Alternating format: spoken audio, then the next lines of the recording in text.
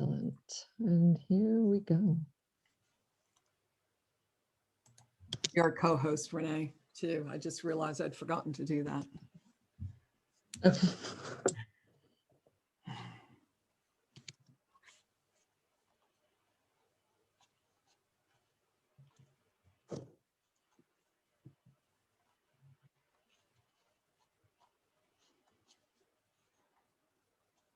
Hooray.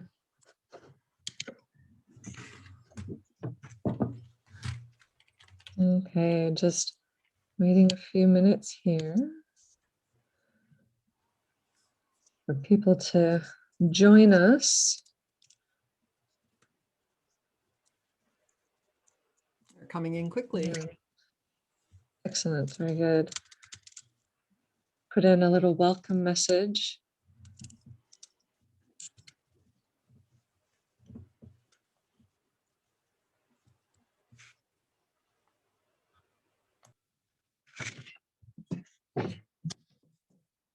Super. We're just going to give it a minute here at the beginning. Ooh, Sacramento, California already. Awesome. I like people who get up early to knit. Fantastic. Toronto, Michigan. Excellent. Newcastle. I know the sun is shining. How fabulous is this? I know, so good. Wimbledon, Georgia. Amazing. And Exeter. Oh, fantastic. Look at everyone coming in.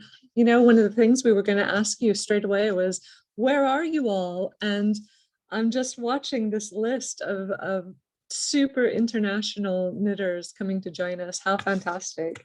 Well, while you're all coming in, I just want to say welcome to you all.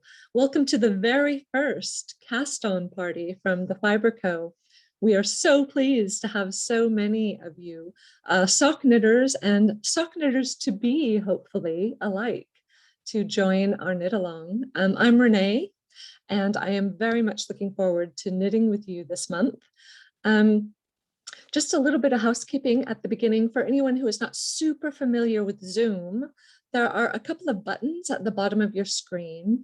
There's one for chat and there's one for Q&A. And I am loving the fact that you're all joining in with the chat right now. It's fantastic to see where you all are in the world, and yeah, great. Keep it coming. Also, let us know, are you an experienced sock knitter? Is this your very first sock that you're going to knit? What kind of sock knitter are you? We would love to hear that as well. All of that is great in the chat and in the comments.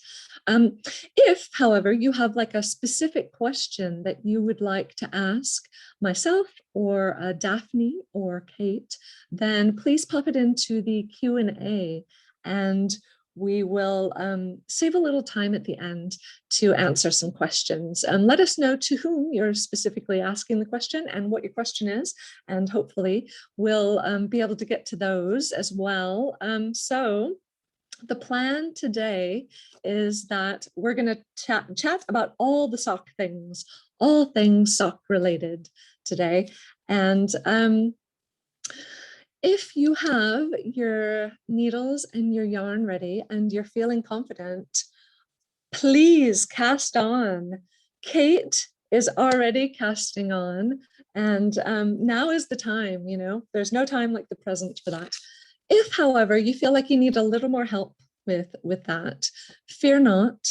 We are going to put up the first tutorial for the Fibre Co. One Sock Knit Along, basically as soon as we're finished here. It's officially going out tomorrow, but it'll be here for you as soon as we're done with the party. If you need a little extra, just a little hand holding, it'll be there for you. What else? We want to just give you a little idea about the idea of today. It's a cast on party. but there were so many of you that we had to sort of limit the amount. We'd love to be able to chat with all of you, but we've been overwhelmed by the enthusiasm for the event, and it's so fantastic to have so many of you with us today. So what we're going to do is each of us, three of us, are going to have a little chat. So first of all, we're going to hear from Daphne, who many of you will know is the founder of the Fibre Co. And she's going to tell us a bit about designing the perfect sock yarn.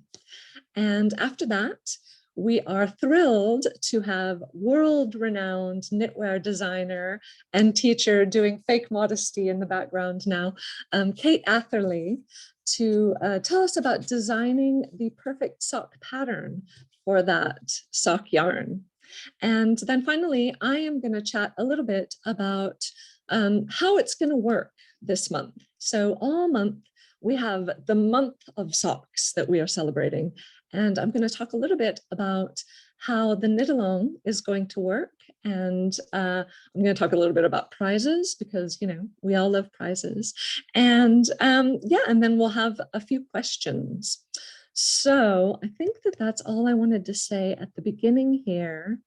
But with that, I shall turn you over to our fearless leader of the Fibre Co, Daphne. Thank you, Renee. I don't know about fearless. Sometimes it comes with quite a bit of fear being in this role. But when it comes to designing a yarn, not too much fear, just lots of questions and lots of ideas about where to go. Product development, though, in general here at the Fibre Co always begins with the question of what do our customers want from us? Knowing who we are and kind of how we approach things, we ask that question, and we're quite religious about it. So when we look at our range and we say, well, kind of what's missing from this range and what maybe could be added, we look at it from the standpoint of, you know, well, we've got a hole in the range, and for years we've talked about wanting a sock yarn. Of course, what is a sock yarn would always come up every time we did, and we made an incredible number of sock yarns as we went along. But the whole thing for us is never about having something new just to have something new to throw it out there. And we just don't like to do new for new's sake. And when we find out what customers want and what they ask for from us, we then put on top of that kind of how our point of view, how we see the world, what we stand for. We don't like to do anything that's not purposeful. So there needs to be an open slot, but we create and make new things with the idea that there's a real purpose for using this and it fits. So for sock yarns, the research showed us that there was a specific type of yarn, and most of them had nylon in them. They had machine washable wool. And the two things there were that machine washable wools came from a process that didn't fit with our ethos of environmentally friendly chemicals in the processing. And then the nylon, well, that was just something that didn't sit with us either for the role that it plays in ending up in landfills and such. So we just tried to make sock yarns that didn't have either of those two things. And we went to our super sock knitting friends and said, here, try this. Here's our newest sock yarn take. And they would test it and they say, oh, this is a beautiful yarn. But we don't think we'd use it for knitting socks. We'll make some shawls out of it, but oh, for socks, you know, it doesn't have the nylon and it doesn't have the machine washability. And so we thought, well, what's the point of putting something out there that we call a sock yarn? Yeah, fantastic, use it for other things, of course, but what's the point of putting that out there if our super fan sock knitters weren't going to use it for that? So this has been many years in the works, and we did the research and went back to the drawing board and we looked at this machine washability, and we asked ourselves the question, well, there's some brands out there that we really trust and that are doing things from an eco-friendly point of view, and what are they doing? And we learned about washable wools that didn't use the typical chlorine processing that has to be done for what most of us know as superwash wool, and that was important to us. But that fiber was not readily available to the mill that we worked with in Peru. or that we wanted to work with in Peru, and it just became very difficult to source that fiber. And then we had the question of the nylon. But we started seeing in the fashion world that there was this recycled nylon coming on board. So we did a little bit of testing, and we made a few iterations, and we talked to the mill, and the mill did some research on our behalf, and they found that there was a process that they could use themselves, that they wouldn't have to import this eco-friendly washable wool. And moreover, they could use this process not only on wool, but they could also use it on alpaca. And so we thought, well, we love a blend here at the Fibre Co. We said, bingo, we think we may have found something. So let me show you a little bit about what the result was here. I'm going to share my screen.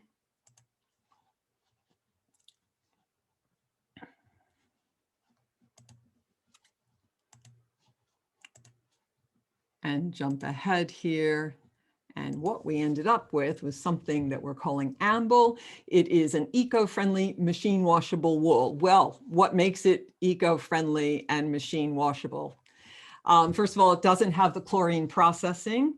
The chlorine processing, the issue with that is that you can have the chlorine processing, but the wastewater has to be treated in a certain way. And most of the superwash wools are produced in China. I would say the majority of the superwash merino is processed in China. And we just could never be assured of how the wastewater was treated. So we then looked to this different process that is called Easy Wash. And then we also found the recycled nylon. And once we found that, what we created was Amble. It's a blend of 70% Easy Wash merino, 20% Easy Wash alpaca, and 10% recycled nylon. This blend is in a classic fingering weight yarn. I mean, we can knit socks in anything, can't we? We can, you can knit a sock in a bulky yarn or a super fine or anything in between, but the kind that makes a fabric that's nice and comfortable to wear with your street shoes is going to be this fingering weight, 32 stitches over 10 centimeters, 8 stitches per inch. And it is now available in 23 shades. The name Amble comes from where we are. We take so much inspiration for where we live here in the UK's English Lake District. There's a lot of ambling and kind of slow, relaxed walking that goes along here. So the name Amble came up from that. And the initial palette borrowed some colors from our Cumbria range. And then just this 2 months ago, we added another 11 colors that have branched out beyond the Cumbria range. And so we ended up at this point where we had what we thought was the perfect sock yarn. And during the process of developing this particular yarn, we worked closely with Kate Atherley to test it for us. We were looking for a specific fabric. Kate, I'm sure will talk to you about a few properties of what makes a good sock yarn and how we got to that point of, know this one, not that one, and why. But the idea then was to say, if you have the perfect sock yarn, you need the perfect sock pattern. And here at the Fibre Co, we had developed a series of patterns called the One Sweater with the goal of teaching how to knit a sweater. And it worked really well. And we've had several iterations of that. It's been done originally in our worsted weight yarn and then in our DK weight yarns. And then eventually we did another texture version, and we have a lot more coming down in the One Sweater series. But we thought, why not continue that one franchise and create the one sock designed by our extraordinary Kate Atherley. So I'd like to turn it over to Kate now so she can tell you more about that process of developing the one sock design. And if Kate, you're ready, Thank you. Absolutely. And thank you, Daphne. And I have to say, it was a joy and very educational for me to be involved in the yarn development process as well. I'm a sock knitter of long standing. I've been knitting socks since the mid-1990s. And I've made a lot, some of them successful, some of them less successful. And the yarn is such a crucial piece of it. And I've always been a massive proponent of a strong sock yarn. Some of the first socks I knitted were that classic engineered 75% wool, 25% nylon. And some of those socks, once I got a handle on making a good fabric and a good structure, some of those socks are actually still going. I have a couple of pairs that are extraordinarily 20 some years old at this point, and it is all in the yarn. And as the industry has progressed, and as my awareness of yarns and fiber and environmental impacts has progressed as well, it's mixed feelings about having nylon in sock yarn, because it is so important, the longevity. But then it became an issue of, this is not good for the environment. This is not a good yarn to be using if I want to think about, yeah, the socks last a long time, but other things maybe don't. And even learning more about the superwash process as well. So it's been a little bit challenging for me, because my position on sock knitting is that if we're going to invest the love, and we're going to invest the time, and we're going to invest the energy in knitting a pair of socks, I think that they should last a long time. And socks, more than anything else you'll ever knit, have to withstand wear. Well, I knit a catnip stuffed cat toy once, that had to withstand a lot of wear, but socks take more abuse than, and I mean that lovingly, right? But socks take a lot of abuse when you stuff your feet in your shoes and you go on a long walk in your boots. So we need to think about the sock yarn to make sure that they reward our effort with a good long relationship, you know? And so it was a joy to be part of this yarn development process, to be able to test the yarns. There was not a yarn I didn't love, but there were a lot of yarns where that will be super for lace and not so much for socks, because we want something hearty. We want something hardy that wears well, and we want something as well that feels good. And so it's a magical balance of those three things. And really, the Amble yarn is absolutely incredible. It meets all of those needs, plus one more I didn't even ask about, which is warmth. Because I live in Toronto now, and I'm not from there originally, but Toronto gets cold in the winter.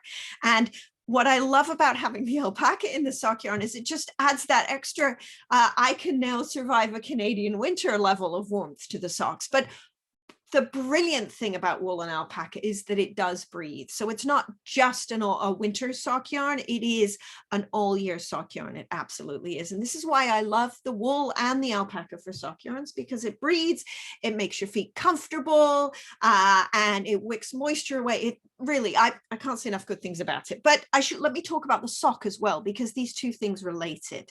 So what we did with the sock design was I really thought about, in the same way that we went back to first principles with the yarn, I went back to first principles with the pattern, in that, what do we need for a sock pattern that becomes the one that you use over and over again? The vanilla sock pattern that you can go to and customize for your fit needs, customize for your size, customize for your knitting interest. And that's what this is all about. And the pattern itself comes in multiple sizes. That's really important to me, that a pattern comes in multiple sizes, because there really is, in knitting, there's no such thing as one size fits all. We all have different size feet, and knitting the socks to fit your feet properly are actually an important piece of a longevity puzzle, because you don't want the socks to be stretched out so much they wear out, but you also don't want them to be kind of loose in your shoes, because that friction, by the way, a loose sock that rubs in your shoes or your boots is one of the ways you get blisters. So it's about having the fit exactly right. So the sock pattern in the book has multiple sizes and multiple options for customization as well. And it was important to me that I provided multiple options too, in terms of how you want to make them look. So we'll show you some pictures a bit later, but what the book contains is really three pieces. There is, on the left-hand side, you can see in that image, the baby pattern, one sock baby. And the idea behind that is, in addition to it being the best baby present in the world, because you are guaranteed to get oohs and ahs and very happy new parents, it is your way of learning sock knitting. What's brilliant about that one sock baby is that it is the same pattern. It's just fewer stitches and with larger needles and a thicker yarn. So what you can do is you can dip your toe, I guess pun intended, into sock knitting by trying the mini. And you may only want to knit the one. Makes a cute decoration too, you know, when you're coming up to thinking about having a tree around Christmas time at the end of the year. But excellent baby gift. It gives you a sandbox in which you can build your skills, you can experiment. And so that when you're ready for the Amble yarn, you want to get it right. It's such beautiful yarn, you want to get it right. So you've rehearsed all the skills, you've built all the skills that you need, and you're ready. And what we've done in the book as well, it's not just those two patterns, the baby and the full size, but we have all these tutorial pictures to take you through the process. So if it is your first time knitting socks, all of that information is there for you. And the pictures were beautifully taken. And we've written the pattern to enable sock knitting the way you want in a number of different ways, because the pictures that you see are they show you all of the different options, and you can see here already get a hint of some options there. And that's what I'm going to do with mine, by the way. Contrast cuffs and heels and toes, although I think I may also indulge in some stripes too. We'll see. I've got some of the purple waiting for me, so we'll see. But it is a sock pattern that you can refer to over and over and over again. As you build your skills, you've got everything you need to start, and then you can start to customize. And that's what sock knitters love to do. And that's one of the things I enjoy so much about sock knitting, is because it can be a comfortable, relaxing project to work on when, hey, you might be attending a webinar and listening, or it might be something where you want to get creative and challenge yourself. And you can see here some of these pictures, and they take you through the process. So it really holds your hand, this pattern, if you're learning. And I see in the chat, some of you, you're just starting this, and that booklet, the one sock, teaches you everything you need to know. It is a top-down sock, and let me explain that choice. I like both toe-up and top-down socks, but if you're newer to sock knitting, a top-down sock is a better place to start because you've got a fixed stitch count. With a toe-up sock, you cast on and you're having to fuss with increases and decreases, or shaping or counting and that kind of thing. So with a top-down sock, you can kind of relax and build your confidence, specifically if this is your first time working with finer yarn and smaller needles, or it gives you a place that you can start to experiment with stitch patterns. You'll see pictures of different ribbing effects, different leg patterns. And then once you're comfortable, you can move on to customize the various aspects. And what I've done with this is it's a flap and gusset heel, because that's a better all-around fit for the average foot. And thinking of longevity, I've reinforced, you can see it in the picture, I've reinforced the back of the heel flap. But Daphne, if you move to the next picture, I think it shows it, that tutorial picture. What I've also done, this particular heel turn that I use, it's a little less common, but the brilliant thing about this one is that it allows you to reinforce the underside of the heel. It's no more difficult than the heel flap, and it's no more difficult than a regular heel turn. In fact, it's kind of easier, I think, because there's less counting to do. You'll see. But you can reinforce the underside of the heel, and that adds longevity. It also adds comfort because it's a little squishier, it's a little more comfortable. And the last detail as well is that the toe. I chose to do a spiral toe on this one that doesn't require grafting, because Kitchener stitch is something that can be a little bit intimidating for people. And I'm seeing in the chat, someone saying that they also struggle with it because they're left-handed and the instructions aren't written for left-handed knitters. So, and I don't use Kitchener stitch because that fit doesn't necessarily work for everybody, because it can get a flatter top. So we've got a spiral toe that fits every foot and is stress-free. You can see in the picture, I think in the next look, you've got the baby sock And look at how beautiful that looks in all of those different colors. And you've got the grown-up sock too, with lots of different options, with stripes, with different ribbings, with contrast cuffs and heels and toes. And that picture just brings me so much joy. Really does. All of these different options. So with that one sock book, you've got everything you need to learn if this is your first time knitting socks. And if it's your 10th time knitting socks or your 100th time knitting socks, it's a jumping off point for customizing, for really making them perfect in terms of fit, perfect in terms of how you want to make them look. And I see a question here in the chat. Do I include tips for a second color for heel and toe? Heck, yes, we do. You can see that in the picture. I see some people talking about how they've done an alternate instead of Kitchener stitcher grafting for the toe. And honestly, that's actually an aspect that you can customize. I'm all about making sure these are perfect for you. So this book teaches you all of the pieces you can put together to make them perfect for you. It's really, I want everybody to love sock knitting as much as I do.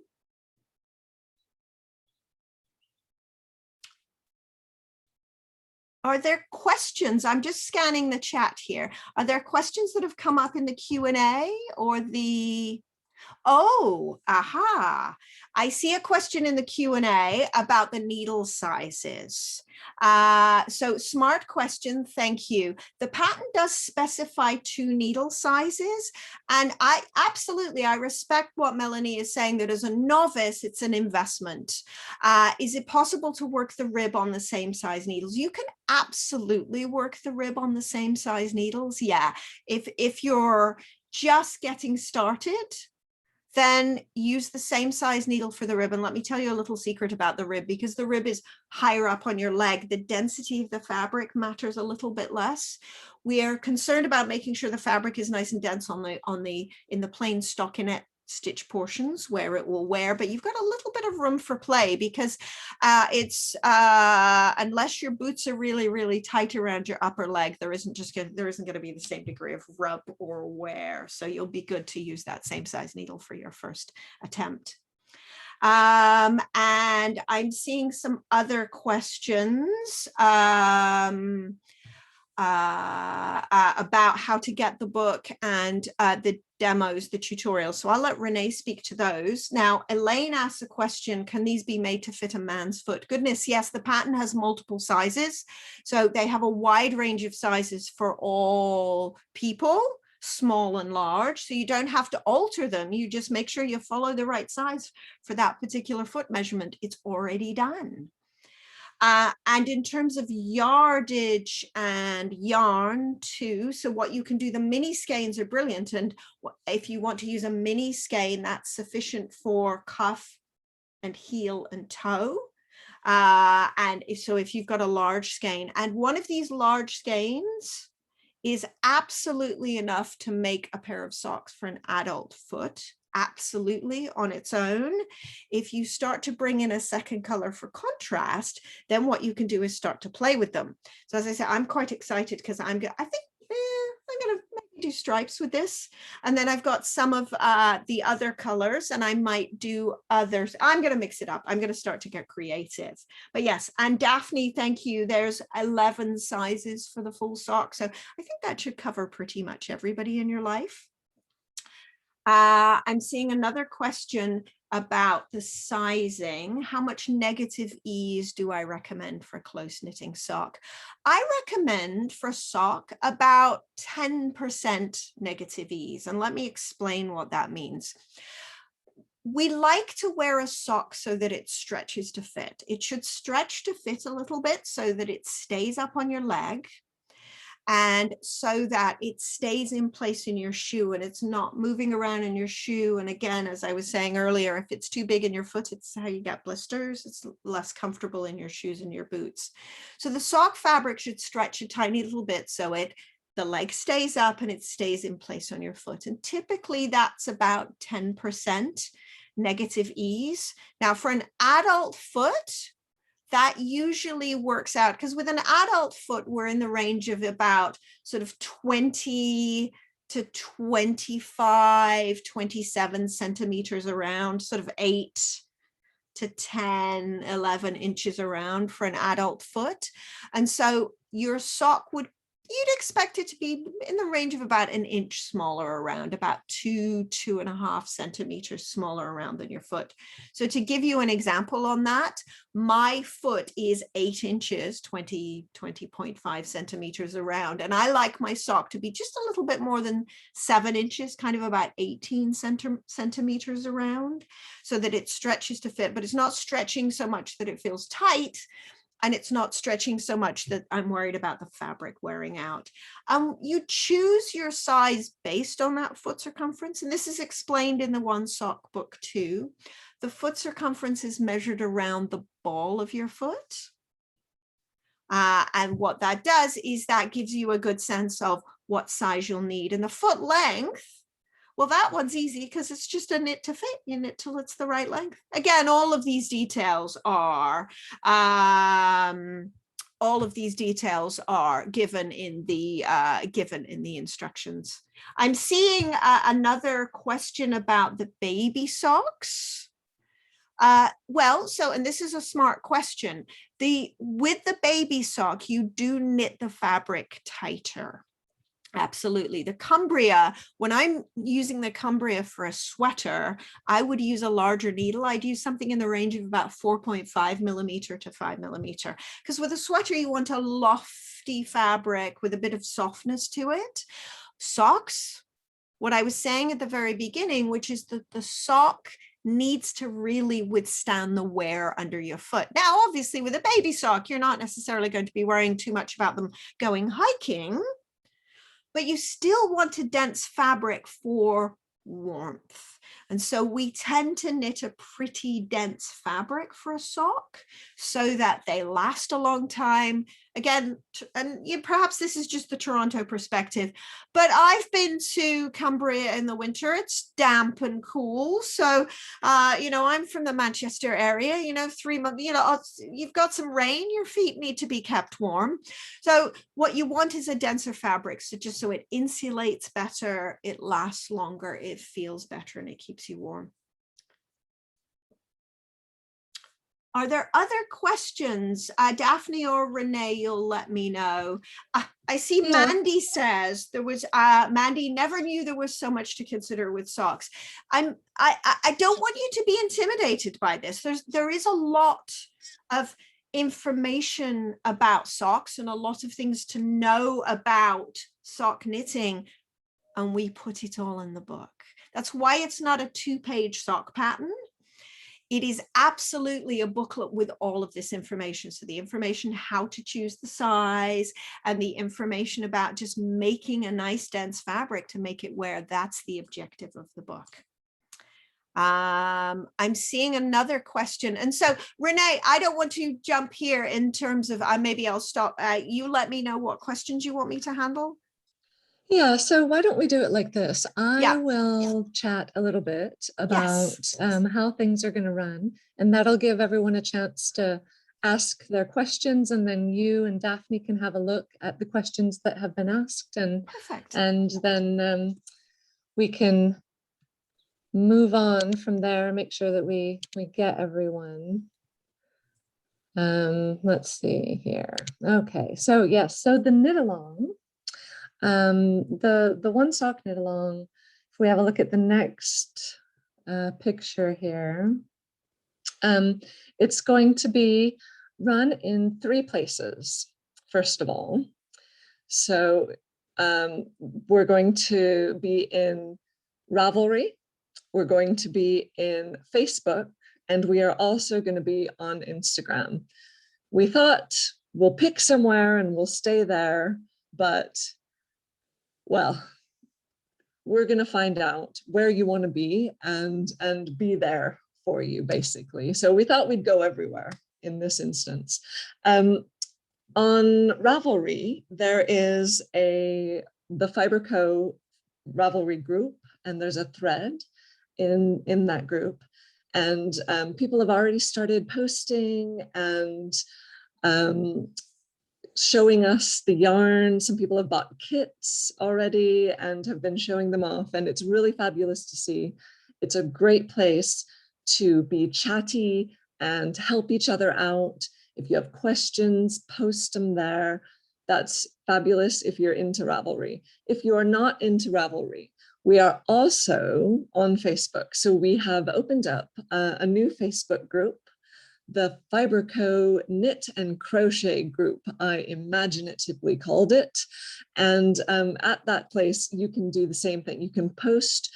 We would love to see pictures of your works in progress there. We have the hashtag, the Fibre Co, one sock, KAL. And that'll just help you find any of the other posts in the group.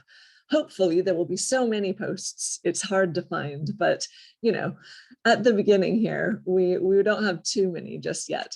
But please share on the Facebook group. And you know, again, if you have questions, I'll be monitoring those as well, and putting up little helpful inspirational bits and all that kind of good stuff. And we are also going to be on Instagram because, you know, I live there already, so I may as well just continue to hang out there. I have put a little, if you are familiar with Instagram, I have, you know, our little page where you find all our posts. And if you're not super familiar with it, there's a place where you can save stories.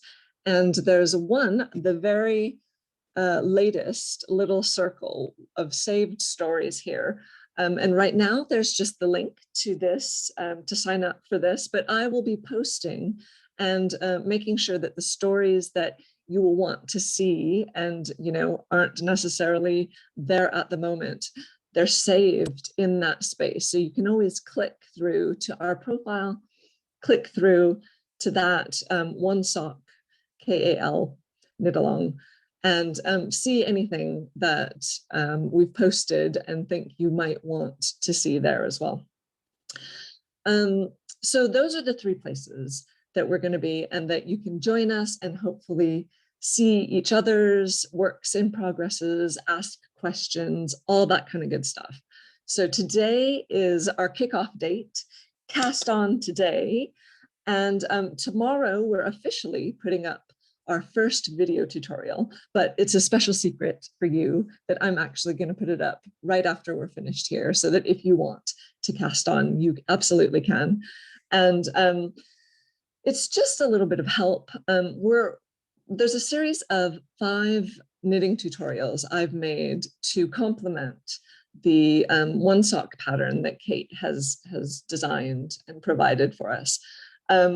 Some people really like to see pictures, and some people like to read words, and some people like to see video. And so in our effort and celebration of sock this month, we thought, let's try and do all of them. Let's see if we can get everyone knitting socks. And so we have these videos. They're going to be put up on YouTube, and then I'm going to put the links out into the places where you are. So the Facebook group, the Ravelry group, and up on that little space for Instagram stories to be saved. The first one officially comes out tomorrow, but we're going to space them throughout the first half of the month, so that you have a chance to watch if you want to and knit along. And then it gives you a little bit of spare time at the end of the month to finish up the sock. And if, you know, you feel like it, knit that second sock. Don't wait. Jump right in and have a pair. And then at the very end of the month, you'll have a little bit of time to put up a finished picture of your sock. And that will be what we use to enter you into a prize draw. And I'm particularly pleased about the prizes. I have chatted up some fabulous sock designers. So once you have made your first beautiful sock with the one sock pattern, I know you will desperately want to cast on another pair of socks, maybe something with a bit of patterning, something a little ambitious. And we have a range of patterns that have been donated to us by some fabulous sock designers, like Helen Stewart, Curious Handmade, like Mars Smith, Hey Brownberry. You know, I have a few more. You don't want to give all the secrets away, but there's going to be some really good prizes, and obviously we have some really beautiful Amble yarn as well to share with some lucky prize draws. So that is all going to happen after the end of the knit along. So your last day to post is the 30th of June. On the 1st or 2nd of July, we'll be picking a number of winners who have posted finished objects of either your one sock pattern knit in any yarn, or alternately, if you don't fancy knitting the one sock, but you're knitting any sock pattern in Amble, either of those two things, and you are welcome to join in and potentially win a fabulous prize. You don't have to do either of those things. We are a broad church here. If you don't mind about the prizes, then knit any sock in any yarn. Just come on in, join in, post your work in progress, comment on other people's works in progress, you know, give people advice, do all the things. Join us with the Fibre Co One Sock KAL hashtag. We would love to have you. And I think that is about it. So look out for the link to the tutorials if you fancy them. And regardless of whether you need a tutorial or not, if you're a really experienced sock knitter, I saw a few comments on our comments saying that they were very experienced, had knit loads of socks, and welcome to you too. I mean, we would love to have all the experience shared as well. That's the joy of knitting along, is that we have this group and all different types of knitters in it. So thank you so much for coming. And we have a little bit of time, I think, for some more questions if Kate and Daphne have had a chance to look. Yeah, Renee, I've been gathering a couple. Okay, great. I've been gathering a couple of questions here, and you know, I'll just read back through a couple of them and direct them. However, I think someone has specifically asked about shipping from the UK to the US and whether it's doable, how long it takes to reach the US, etc. The Fibre Company is headquartered in the UK in the beautiful English Lake District, but we have a warehouse in the US as well as in the UK. So our US warehouse services the North America, US and Canada, and our UK warehouse services the rest of the world. But also, and perhaps most importantly, Amble has been thankfully well stocked by local yarn shops around the world. So if you have a favorite, please check in with them as well. If you don't have one close to you, there are a lot of online stockists that are carrying Amble. And I would say that most of the stockists have been stocking both the full size hank. I meant to show this earlier. This is what it looks like in a full size 100 gram, as well as the 25 grams. So that's one of the great things about this yarn, is it does come in two sizes. So we have a lot of stockists that have Amble. If you're having any trouble just finding it, just send a note to info@thefibreco.com and we'll be happy to help you find your Amble. So there's a lot of people are putting in some ideas of where to get it. Someone bought theirs at Starlight Knitting Society. Great service, free shipping and winding. And someone else was at a wonderful shop that had a sample sock knitted with Amble, and it was absolutely the softest and prettiest sock fabric I've ever seen. The shop is in Lakemont, Georgia, named Isadora Popper, and really there are just dozens who've gotten onto the Amble ladder from us. So please do look at your local yarn shops. The pattern, I have a question here about, whether you can get the guidebook and all of that. For anyone who purchases a kit from a local yarn store or just wants a printed copy of the pattern, your local yarn store can stock the printed patterns just by themselves. And or if they're selling kits, a printed pattern comes with the kit, and this is what it looks like. There are 3 sections in here, both the baby, the full-size sock, and the guidebook is all within this printed version. There is also, if you just want to buy the pattern digitally, you can do that as well on our website or on Ravlery. And when you buy it digitally, it comes in 3 separate documents, 3 separate PDFs, as opposed to a printed one. We tried to save on printing paper and condensed a little bit of just images. I think we show a couple of fewer images on the printed version just to save on that printing. Someone had a simple question, Kate, I'm sure you'd love to answer, about dealing with jogless stripes. So many of the socks that we show in the customized photographs show stripes. Do you have any tips you want to share about that, Kate? Or yeah, okay. Absolutely. So I'm going to give you a funny answer. A lot of the time, I will be honest, I actually don't fuss too much about the jogless stripes. That ultimately they do go on your feet, and they're not too visible. And because the start of the round is under the foot, I find they're not too visible. If you do like to sort of have that perfect way of doing it, there's a couple of different solutions. There's a solution called Helical Stripes, which is worth looking up for single round stripes. For larger stripes, you can actually solve the problem pretty tidily by just effectively slipping the first stitch of the round. There's some tutorials on that, and maybe what I'll do is I'll send Renee a link to I'm sure Renee, because I know she's dealt with this as well, has a preferred tutorial. I'll make sure that tutorial is available, and that can be shared as part of the knit along as well. But I have to say there are, some things that are for me, I'm relaxed about, and that's one of them. Because if you've ever looked at stripes in a pair of commercially knit socks, they have jogs in them too. Something I completely wasn't aware of until I started researching this. So for me, I would not fuss so much about it.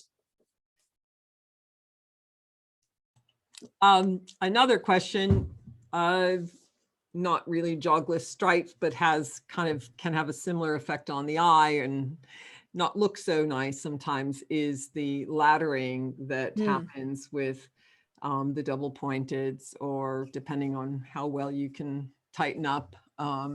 Any tips for knitters struggling with ladders? Yeah, so the laddering is when you get looseness in where the break is between the needles. There's a number of different solutions to this. For some people, it's worse with one method versus another.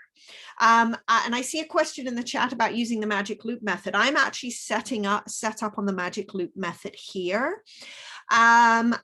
Honestly, I tell knitters you should use the needle configuration that's most comfortable for you. And part of that is there one method where you find the laddering is less noticeable than others? So sometimes it can be about the needle configuration.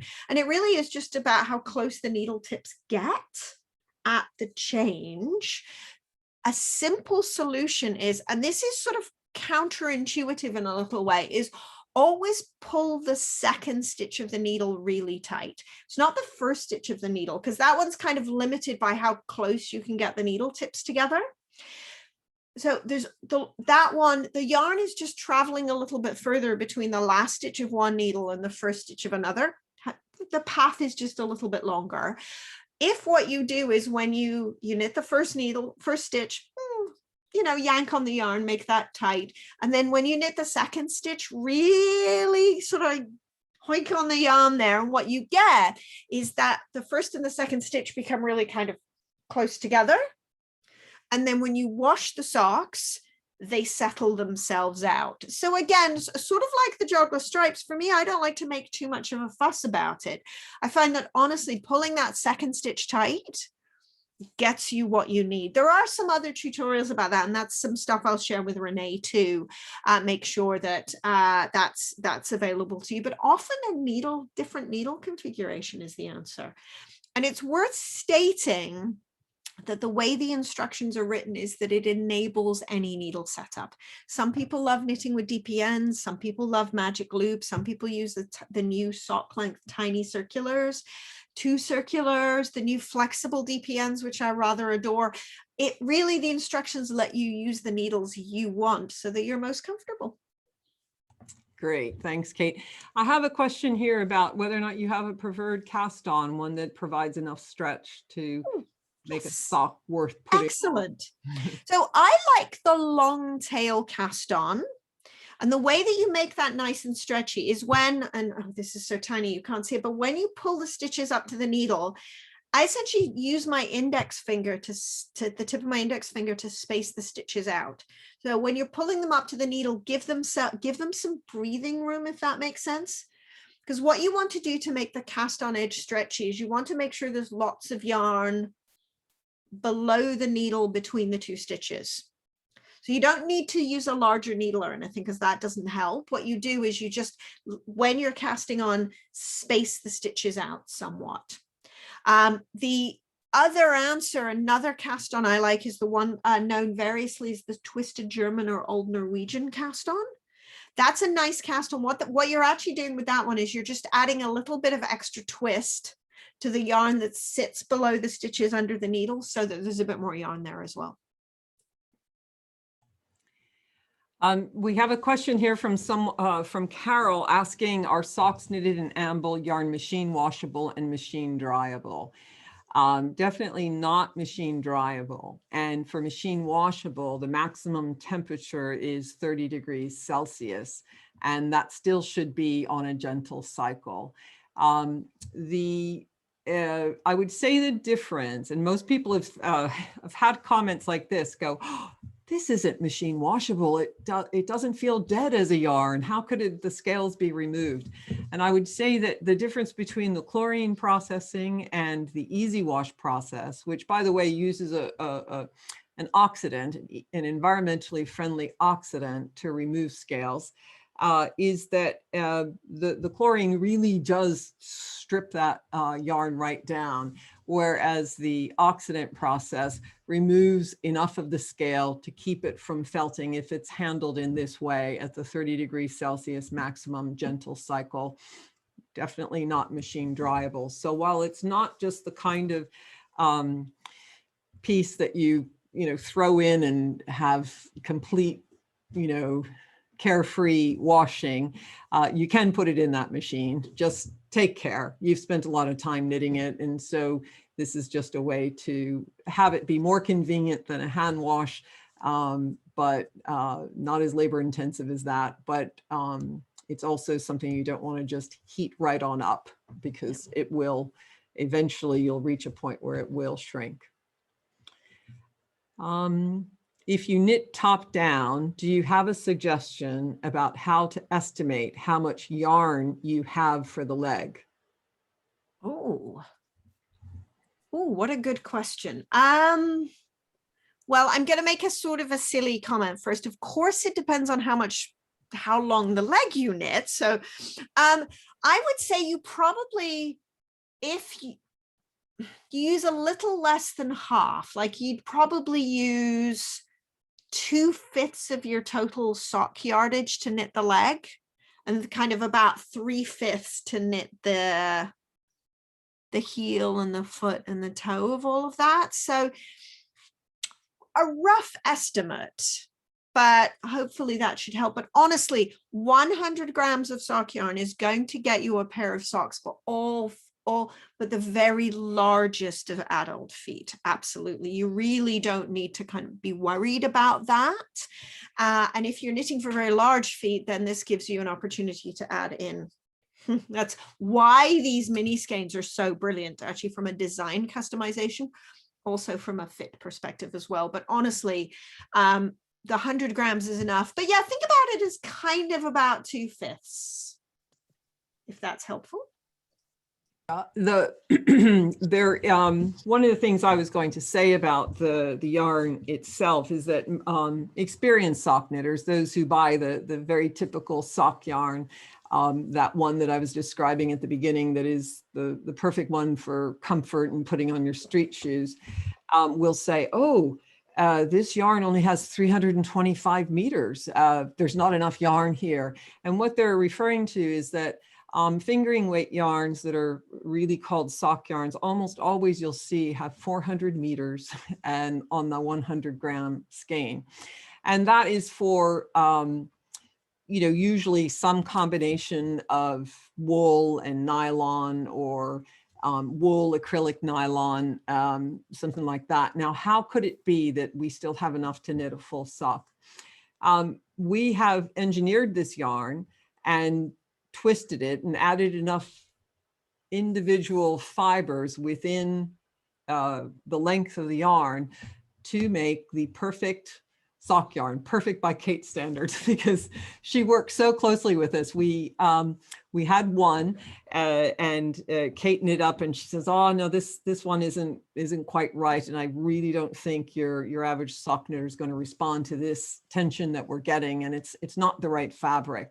So we went back to the drawing board and we came up with a range of weights, and we had the mill run each of these different weights, and then we tested those until we found one we liked. And the one that we liked that made that perfect sock yarn was 325 meters to the 100 grams.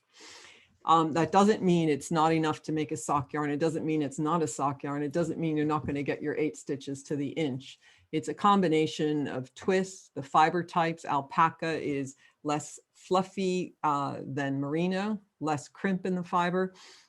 So when those are blended together, the way we were able to achieve the fabric that we felt was going to make that durable yarn and put on the slightly tighter twist in the spinning process, because that too is another way we get durability.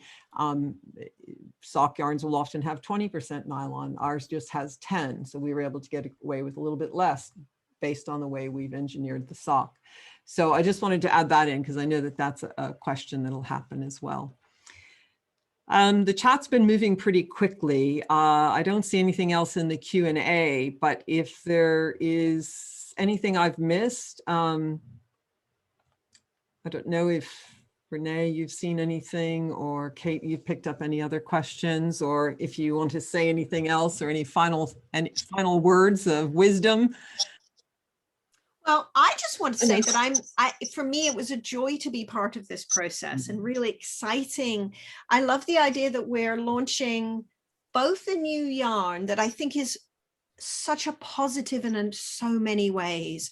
The environmental considerations, for me, that's a huge positive. It's also positive because, frankly, it's a beautiful sock yarn. Get very excited about how it feels, how it is to wear, and the colors.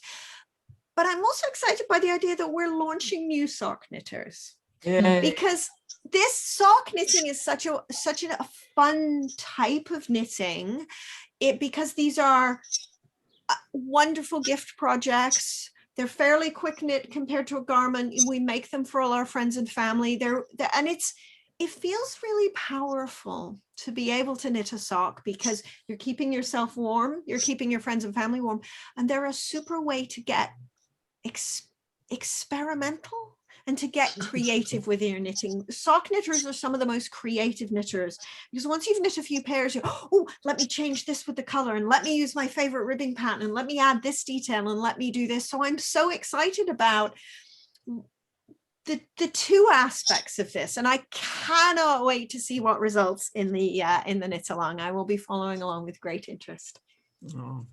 Well, it's been a joy to have you along on the process, Kate. We really appreciate it. And we're really, really, really looking forward to seeing those posts as well. And the whole background story to One Sock and everything that we have in our One series is about, you know, kind of tempting knitters to learn something new. Lots of great shawl knitters never knit a sweater, and that was the impetus for our One Sweater, was let's turn some of these shawl knitters into sweater knitters. And now with socks, lots of folks are afraid of that small circumference knitting, and there's really no reason to be.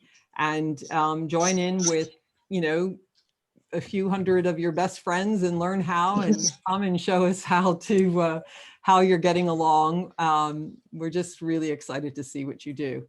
Renee, I'll let you have the closing words and anything finally you want to say about the cowl. And yes, well, I mean, thank you so much to Daphne and to Kate for sharing a bit about how it all came about. And for the record, I have 2 socks here. These are man size, and I have this much left over from my skein. So, you know, just putting it out there as a little indication. But I am very much looking forward to knitting along with you all. And please make sure you use your hashtags so that I can actually see, so that we can all see your posts, because things do tend to get lost in all the digital things that are going on every day. And thank you so much for coming this evening, afternoon, morning, as the case may be, wherever you are in the world. And yeah, to the knitting. Let's get to the knitting. Thank you so much.